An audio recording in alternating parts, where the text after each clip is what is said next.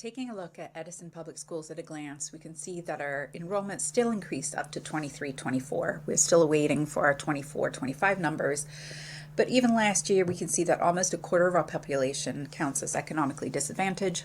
We have almost 6% of our population being English language learners, and our student mobility rate, which is quite shocking, is 13.8% of our population comes in new each year, and 8.6% of them left Edison.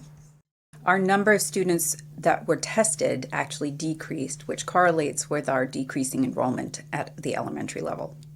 Overall, 5th grade has a 70% proficiency rate, and across all grades there has been a 1.3% increase in meeting or exceeding. We're excited that there has been an increase year over year in our subgroups for races,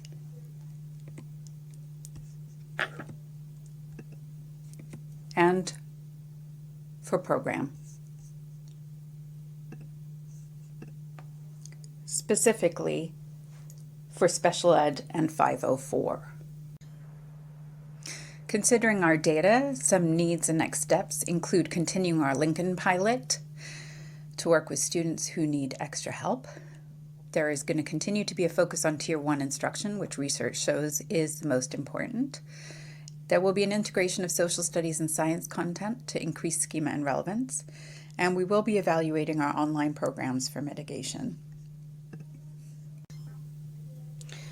Moving on to our math grades 3 through 5.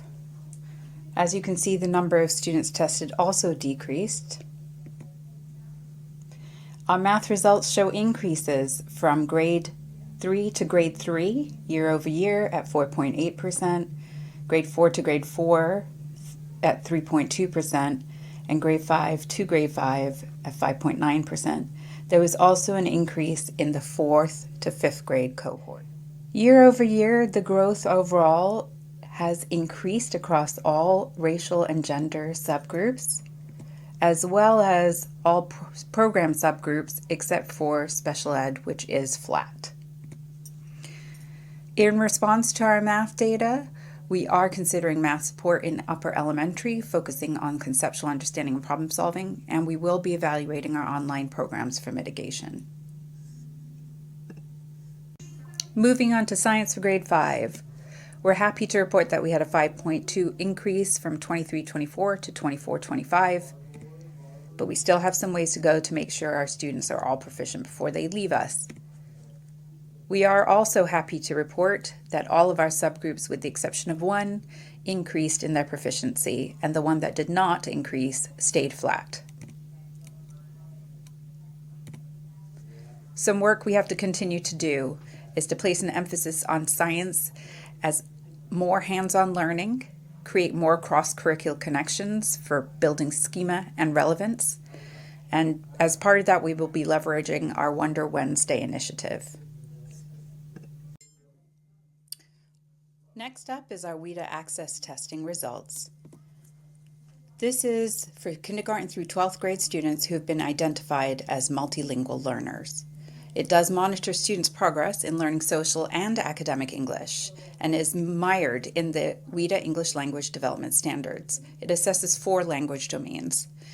Each ML will be assessed annually until a minimum cutoff score of 4.5 has been achieved, along with other exiting criteria. In Edison, we exceeded the goal of the number of students reaching the 4.5 cutoff. There's been a consistent growth in English language proficiency, and there has been improved program design and structured, including sheltered instruction, high intensity, and dual language academy. Some things we need to continue to do is continue professional development, create some additional after-school programs, continue with the ESL summer program, increase our research-based strategies and resources, increase our staffing as necessary, and continue our ESL community and outreach support. On to our results for secondary in terms of NJSLA and NJGPA.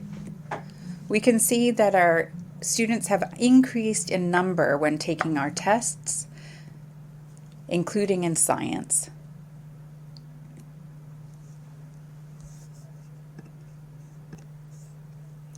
Achievement stayed steady in grades 6 through 8 and dipped slightly in grade 9. In terms of subgroups, there was an increase in 2 of the subgroups and an increase in 504 and students counted as special education. In mathematics, we are super proud of our increase in geometry and algebra 2 at the high school level. Achievement increased or stayed flat for most of the subgroups this year, but happily increased for every programmatic subgroup.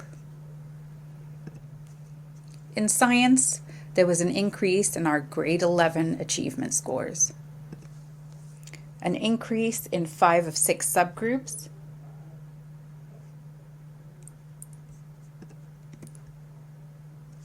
and an increase across all program subgroups. Continued needs and next steps include small group instruction, targeted interventions for Tier 2 and Tier 3, and teaching critical thinking and problem solving, as well as emotional intelligence, according to the district's strategic plan. For the NJ GPA, class of 2026 and some 2025 students were required to take it last spring. It is aligned to New Jersey standards for ELA 10 and algebra and geometry. It can be used as a graduation pathway. There was an increase in the difference from 23-24 to 24-25 in students that were graduation ready. There was an increase in 2 of 5 of our subgroups, and an increase or flat in 4 of 5 subgroups for math.